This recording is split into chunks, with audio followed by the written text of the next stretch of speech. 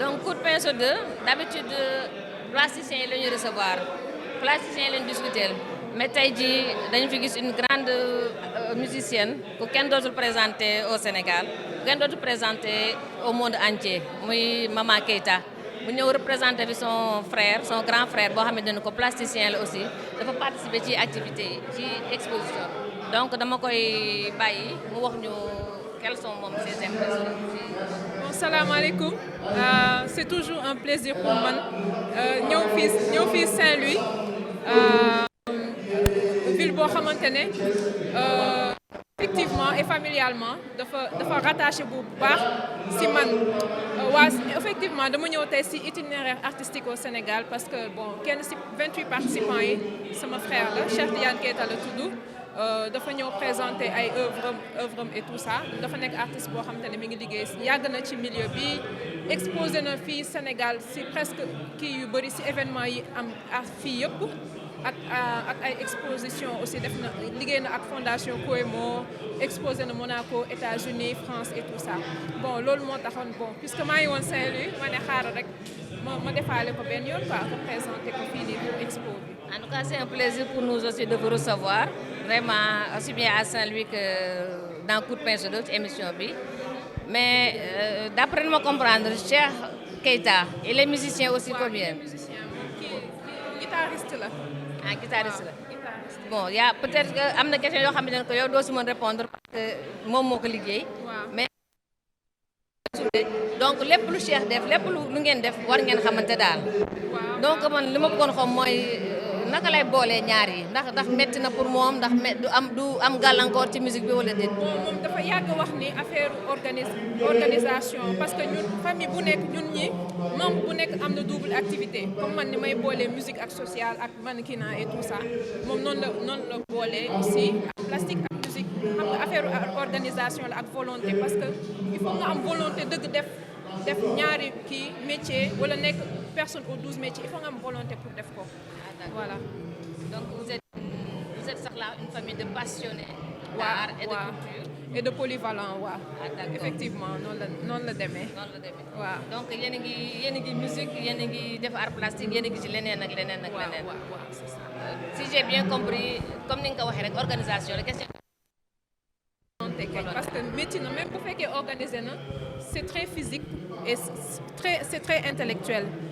waaw mun nga craquer d'un moment à l'autre mais bon yàlla mi ngi suturaalaat mi ngi bëri na sutura daal waaw noonu laa ko mën a expliquer. Merci beaucoup. C'est un plaisir de vous recevoir ici. Merci à vous. Peut-être une question bu amul trop rapport ak émission bi mooy Takeifa fan la ñu nekk parce que dañu dégg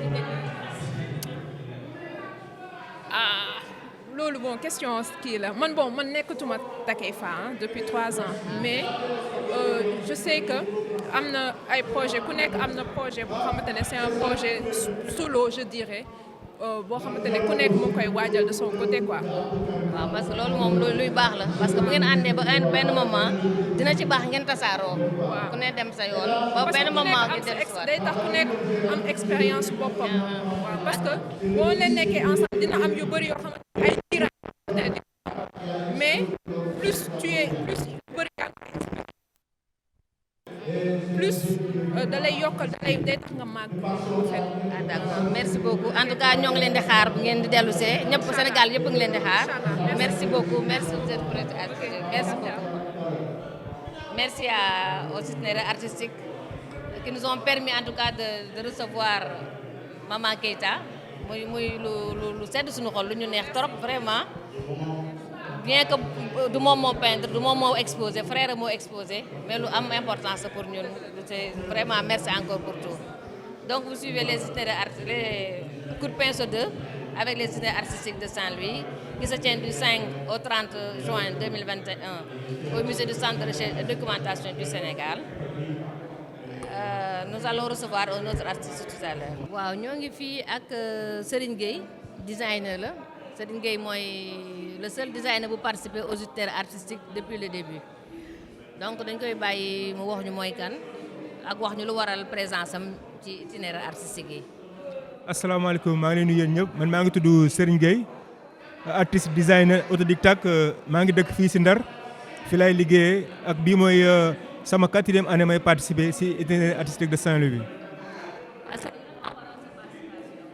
sama participation li ko waral mooy Karim dafa dëkk Saint-Louis te aussi tamit comme que ñun ay Saint-Louisiens lañu ay jeunes lañu bu ñu sollicité te ñu mën si participer dañ siy participer quoi incha allah. sa participation lan la def ci yow bi mooy sa 4e fois ngay participer sa travail évolué na sa travail wàcc na wala lan la est-ce que da ngay xaar ba ñëw nga liggéey wala da ngay liggéey en permanence. non damay liggéey en permanence quoi parce que en même temps je suis artisan damay defar ay objet yu ndaw di ay pélicans yu demee noonu di dem ay festival ak fu ne mais aussi tamit sama participation itinéraire artistique bi tamit mu ngi ma yóbbu fu kawe quoi à chaque fois lu ma exposé yàlla def ci loxoom mu jar ba aussi tamit gëm naa ne daal maa ngi si avancement bu bari quoi parce que tamit ku designer bu nekk loolu la ngay ñaan quoi am avancement mais je sais que nii maa ngi avancé bu baax a baax quoi. waaw ñoo ngi gërëm Serigne bu baax ñuy rappeler rek que Serigne mooy le seul designer buy participer ci itinéraire artistique yi c'est le seul designer à Saint-Louis en tout cas bu ñu xamagum moom rek moo fi liggéey lii participation yi passé yéen di ay crabe la defaroon cette fois-ci gis ngeen table ak chaise la defar à partir de ay clé à molette ak ay outils de travail daal donc Serigne ñoo ngi lay gërëm bu baax ñoo ngi lay gërëm di la sant ñaan yàlla mu yokk bu baax et espérons que ni année prochaine daañu tase ak yow. amiin maa ngi leen di gërëm bu baax quoi di gërëm sunu ñi ni interview ni di remercier ñëpp quoi lii lépp c'est fait à base de clé des pipe ak clé 19 ak 22 plats quoi parce que on a vécu une année et demie presque yu xaw métti quoi mooy 2020. on est au mois de 2021. C'est pour cette raison-là que salon bi maa ngi ko tuddee 2022 au moins 2022 soit une année de prospérité ñu yàlla dàqal ñu yu bëre mu dem quoi incha allah. maa ngi leen remercier. Merci beaucoup Serigne. Merci. Vous suivez toujours Coup de pinceau 2 sur la chaîne samprod.sn.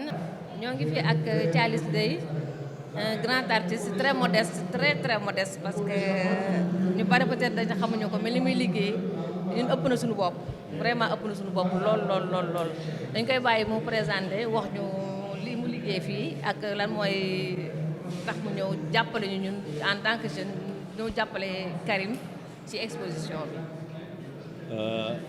Je vais d'abord commencer par dire que ni man suma credo moom mooy jàppale jeunes yi waaw faire en sorte que ñu mën a progresser et ñu mën a avancer. Aujourd'hui, je totalise à peu près 42 ans de carrière. Mais je me dis que ñun suñu génération dañu war a ubbi bunt bi téye ko pour bàyyi xale yi jaar waaw loolu moo leen di jàppale. ñun suñu carrière vraiment c'est derrière nous. léegi nag li ci des moom mooy ñu jéem a tette xale yi pour ñu mën a progresser ñun li ñu am ci expérience ñu mën leen ko transmettre moo tax fii boo dee xool bokk naa en tout cas ci peut-être ñaar ñi ci gën a âgé ci expo bi waaw et quand on m'a appelé bon j'ai pas hésité du tout amul sax une seconde pour me réfléchir je me suis dit que ça c'est une bonne chose à faire. Maintenant parlant de mon travail que vous voyez là depuis quelque temps dama commencé di transposer sama travail en volume. Bon li ngay gis nii c'est un travail que plein de gens connaissent maintenant moom laa doon def si tableau yi di ko war ko accrocher ci mur mais maintenant comme dama am envie travailler en volume c'est-à-dire aller vers ce qu'on peut appeler de la sculpture. Alors, j'ai pensé faire ces totems-là.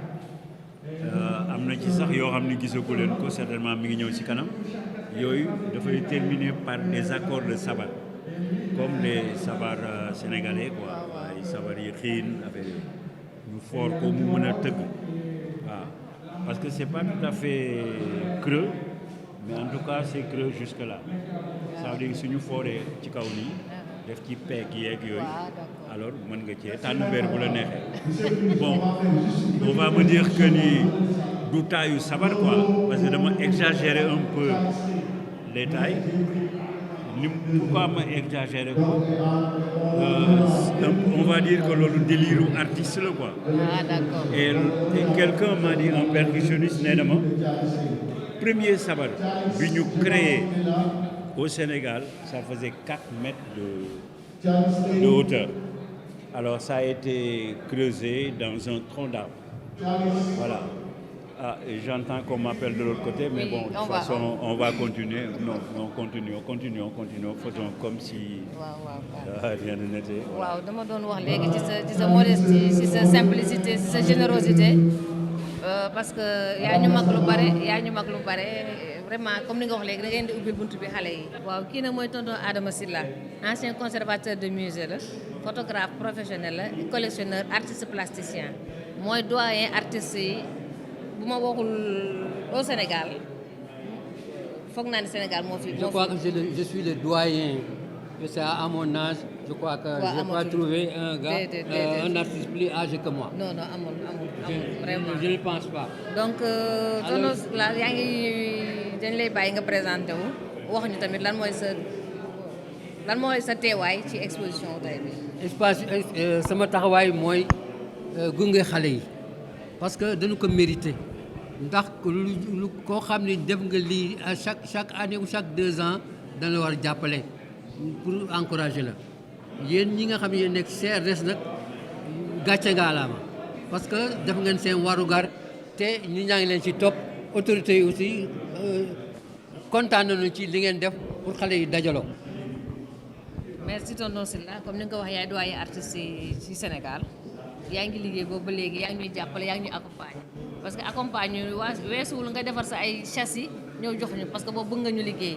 accompagner weesuwul nga jox ñu ay conseils di suñu liggéeyee nga xool lan la léegi par rapport ak activité bii laa bëgg xam lan moo si sa impression lan moo si sa xalaat parce que accompagner nga ñu ba fii vraiment c'est-à-dire itinéraire bi nag dafa naan bu fekkoon noonu amul sax waroon nañu ko créer ndax lu fa war am la parce que dafay animer Ndar parce que Ndar demoon na ba nga xam ne nee nañu dafay fay mais léegi mi ngi jolleeku te xam naa ni kanam la jëm ndax ñi nga xam ne ñoo amee léegi activité culturelle bi organisation organisé ko ñu ngi ci jàpp te xam naa ne wóolu naa leen te am nañu capacité boobu la.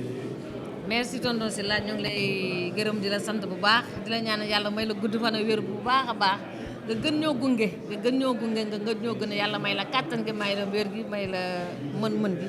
vraiment nga gën a ñu accompagner bu baax a baax. seen accompagner bii nag gis naa ci sama njëriñ parce que tax na ba nga xam ne léegi bu ma doon doxee benn tànk léegi mën naa doxee ñaari tànk ba nga xam ne léegi c'est rigoureux. alhamdulilah yàlla na jëm kanam Amiin. Merci beaucoup. Vous suivez votre émission Coup de pinceau 2 ñu doon waxtaan ak tonton Adama Sylla ni doyen des artistes plasticiens de Saint-Louis ancien conservateur et collectionneur de tableaux d'art et collectionneur de photos am na ay photos yoo xamante ne ko ci moom kese ngeen ko mën a gisee du ngeen ko gisee feneen daa ngeen wër Sénégal gi yëpp daa ngeen wër àdduna bi yëpp ci moom kese ngeen ko mën a gisee donc bibliothèque la ñu mën a wax ku am recherche yenn recherche yooyu def sur la photographie mën nga ñëw ci moom incha allah lépp li nga soxla dana la ko jox. sama collection photographie nag mën naa ko évaluer à 40 000 documents te yooyu yëpp c'est des thèmes. Par exemple am naa j'ai 20 thèmes différents yoo xam ni ku nekk mën nga si gis sa bopp ku ñëw daal boo bëggee image moom daa ko fa gis te image bi c'est des images historiques c'est des archives. Voilà. Donc bëgg naa ñëw gars yi seet nga pour ngeen jëriñu si. incha allah li ma doon soxla sax dëgg mooy CRDS defar un musée historique de Saint-Louis. incha allah ak aussi comme ni ma ko bëggee ngeen defar CRDS centre de documentation def par exemple dans chaque région un musée historique. incha allah dañu jàllale message bi ba autorité yi nga xamante ne ko ñoo ko war def ñu def ko merci encore tonton Sylla. Merci. Ndiaye au itinéraire artistique de Saint-Louis. Est-ce votre première exposition hors de la Mauritanie? Non, j'ai eu la chance quand même d'exposer un peu partout, en Europe, en Afrique du Nord et un peu partout. Mais au Sénégal plusieurs fois dans la Biennale de Dakar. Et à Saint-Louis aussi, c'est pas ma première fois d'exposer. Et aujourd'hui, on est aux itinéraires artistiques de Saint-Louis. D'ailleurs, que je remercie infiniment. Et que représente pour vous cette participation à la 7e édition des itinéraires artistiques de Saint-Louis? Je pense que c'est énorme. C'est énorme. Déjà, c'est un grand boulot pour tenir un festival ou une activité pareille. C'est pas évident en fait.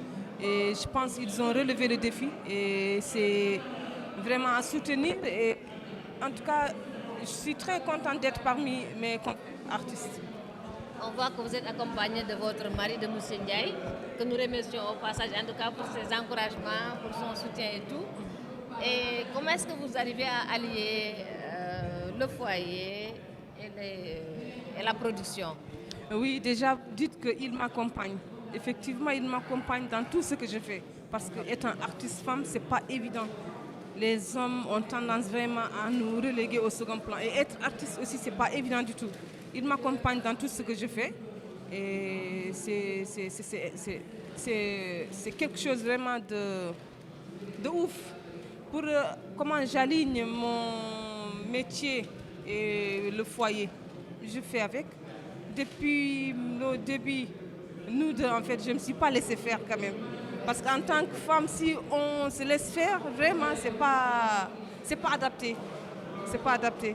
Il ne faut pas se laisser faire, il faut dire que tu existes et continuer ton rêve ou ton ambition ou tout ce que tu veux faire en fait.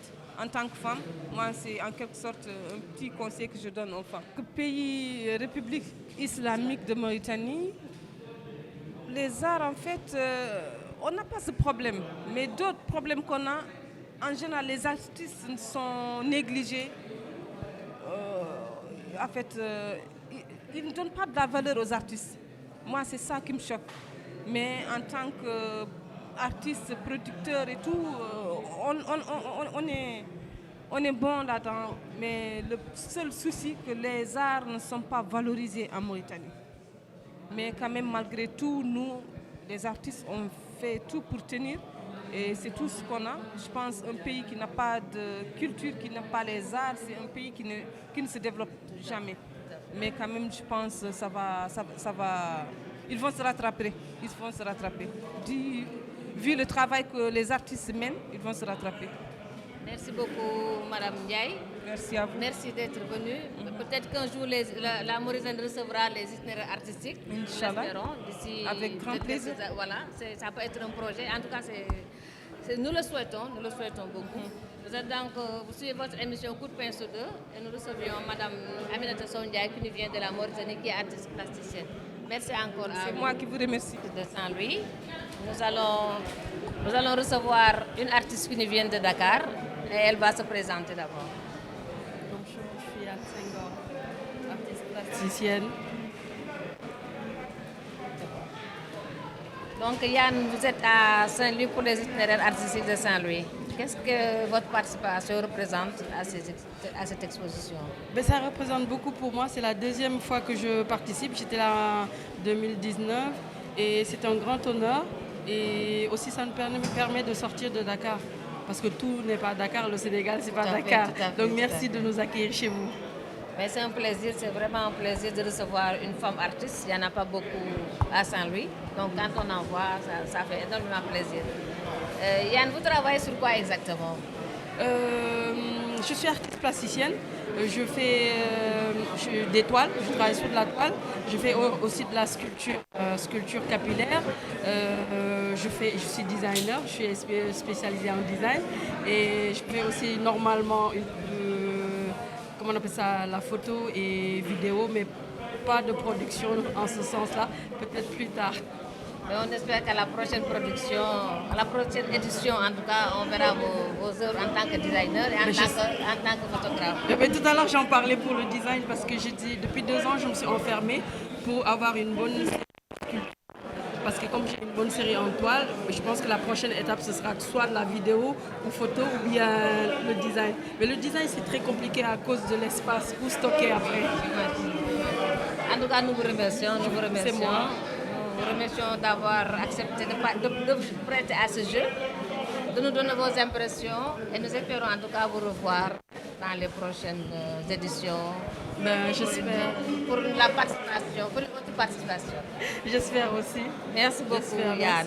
Yéen a ngi suivre seen émission Coup de pain sur 2 ñu recevoir monsieur Oumar Diack muy commissaire exposition itinéraire artistique bi Oumar du simplement commissaire d'exposition mën naa ni artistes yu bare ci Sénégal waxuma la de Saint-Louis artistes yu bare yu nekk Sénégal moom moo leen génne moom moo leen feeñal encouragé leen accompagner leen à sa façon Oumar dañ lay bàyyi nga gën a présenté wu wax ñu lan mooy sa teewaay fii à Saint-Louis ci itinéraire artistique bi. asalaamaaleykum wa rahmatullah ñu ngi leen di gërëm ci occasion bi ngeen di jox pour ñu wax ci itinéraire artistique de Saint-Louis mais pour ñu wax aussi ci jéego yi nga xam ne nii moom lañ ciy jéem ci barke yàlla di ñaan aussi waxtaan bi nekk waxtaan boo xam ne nii dina bénéfique pour artistes yi nga xam ne nii ñun ak ñoom ñoo séq mbir mi asalaamaaleykum wa rahmatullah. waaw nous sommes ci septième édition itinéraire artistique yi Oumar et à chaque fois yow yaay nekk commissaire d'exposition liggéeyu commissaire d'exposition métti na méttiwul wala. wax nga ko nee nga métti na méttiwul posé ko sous forme de question dama la koy retourner rek sous forme de réponse à savoir que métti na méttiwul métti na bu fekkente ne da nga ñëw ne man maa am xam-xam bi maay def lépp maay buumi boobu di nga dugal si bopp ci ay complications mais fii boo xoolee même scénographie bi artistes yi dañ leen impliqué jox leen liberté mais liberté boo xam ne aussi sous contrôle lay nekk du daal du c'est pas que artiste day ñëw rek daal ne sama œuvre bi fii laa ko gën fii laa ko kii nangam ak yooyu mais toujours di échanger ak ñoom buñ la waxee nga bañ a gaaw a gis sa bopp mais ngay essayer de comprendre lu tax ñu wax la loolu boo ko xamee rek di nga xam yow dina facile pour yow nga expliquer leen li tax yow nga def li nga def donc loolu mu ngi ci quoi donc nekk na liggéey boo xam ne nii bon comme je te l'ai dit partage la ay partage yu expérience la partage yu connaissance la mais partage la aussi savoir-faire am na ay ficelles yu métier bi yoo xam ne nii au fur et à mesure que boo nekkee ak artistes yi nga koy jël ñoom tamit au fur et à mesure ngay nekk ak ñoom ci lañ koy jël ci yow quoi donc voilà de manière très ramassée loolu la. waaw gis nañu ni du ci itinéraire artistique yi rek ngay yëngu ci exposition yu bare comme ni ma ko waxee sama introduction artistes yu bare vraiment ci Sénégal yow yaa leen di génne dañuy wax l'artiste est généreux artiste day bokk artiste day partager artiste day ubbeeku yow xëy na doo artiste mais foog naa ni liggéeyu artiste bi ngay mëne peut-être que artistes yu bare defuñu ko parce que sa liggéey peut-être moo gën a metti parce que génne artiste ci roqam parce que loolu ngay def en fait ngay fekk ku toog nekk ci roqam ku mel na man ragal ba bëgg dee nga génne ko ba mu yokkee ko ba mu am fit bu baax a baax liggéey boobu ngay def génne artiste ci liggéey passion la wala da war la pour yow wala lan la daal. dafa nekk loo xam ne nii man bu ma koy def toujours je parle avec le sentiment def loo xam ne nii daf ma neex ndaxte au départ man collectionneur laa woon dama doon dem seet ay artistes même étant étudiant en France dama daan jënd ay œuvres d'art yoo xam ne nii ay valeur u 10 000 francs français la daan jar parce que loolu laa mënoon a am quoi. À l'époque je me rappelais on allait sur les quais de la Seine. À l'époque, il y avait les boat people, il y avait des Cambodgiens qui venaient et parmi eux, il y avait des artistes. su ma demaan defi sama footing le matin j'aimais bien chiner tuuti ñëw doxantu xool gis li ñuy def ak léeg-léeg nga gis ci benn affaire ne ko ñaata mooy la c'est 10 francs français à l'époque tu l'achetais et tu le gardais et j'étais tout fier de ça quoi. Donc c'est comme ça que je suis venu à l'art et puis un moment je me suis rendu compte que il y avait un gap, il y avait pas mal de jeunes yoo xam ne nii dañuy def ay liggéey yoo xam ne nii ay liggéey yu am solo la. Vraiment jox nga courage bu bari artistes yu bari jox nga leen courage ñoo ngi liggéey ñoo ngi ñeme génn li ñuy def ku ragaloon yaa ngi osé léegi ku mënul woon tamit yaa ngi jéem bu baax a baax ñun en tout cas les jeunes artistes de Saint-Louis moom particulièrement ñoo ngi ciy gërëm bu baax a baax par rapport ak itinéraire artistique est-ce que da ngeen am une relation particulière ak initiateur bi maanaam Ndar Création wala ndax da nga ñëw en tant qu'expert. Bon, en tant que consultant sax laay wax. Bon, en tant que consultant, disons quoi, en tant que personne qui est au courant de certaines choses ba pare bëgg ko séddoo ak ñi nga xam ne nii ay rakam lañu wala ay doomam donc mu nekk rek loo xam ne nii man à la base l'amitié c'est important. Je l'ai dit wax naa ko sànq bi ñuy waxtaan ak yëpp nee naa leen Ndar Création kii itinéraire artistique li ma ci neex mooy c'est un groupe d'amis boo xam ne nii amoon na lu leen séqoon avant ñuy créer mbir mi may leen nag na ngeen fexe ba li leen séqoon bu leen ko bàyyi dee leen demalante bu kii amee bu kii xewlee nga dem mu nekk lu neex wala mu nekk lu naqari loolu dina def ba nga xam ne ni ngeen di xàccee ndoor di dóoree ndoor lu loo leen yóotu ngeen ko jot te boo leen continuer liggéey ñii c'est pas la peine ngeen di dem di seeti les autorités dinañ ñëw parce que ñoom ñoo leen di soxla léegi nag li tax may gën a liggéey ak Ndar Création ak Ndar Création pour itinéraire artistique de Saint-Louis c'est que la base elle est simple dañ ko teg rek ci yoon quoi pour man dafa am ay fondamentaux yoo xam ne il faut nga respecter ko il faut que artiste bi ci boppam mu gëm boppam gëm li muy def ba pare jox ko àqam boo nee peintre la utilise un bon châssis utilise de la bonne toile prépare bien ta toile et puis utiliser peinture bu baax boo ko defee liggéey bi jaar ci yoon man kooku yaa ngi naan maa leen di jox fit mais au contraire ñoom ñooy jox seen bopp fit parce que liggéey bi buñ ko joxee àqam yooyu respecter étape yooyu ba am un produit final boobu man ñoom ñoo may jox fit artiste ñoo may jox fit ma jël œuvre boobu yóbbu ko dugal ko sama exposition yi may def à Dakar boole ko nag avec les plus grandes signatures ba pare assumer ko voilà.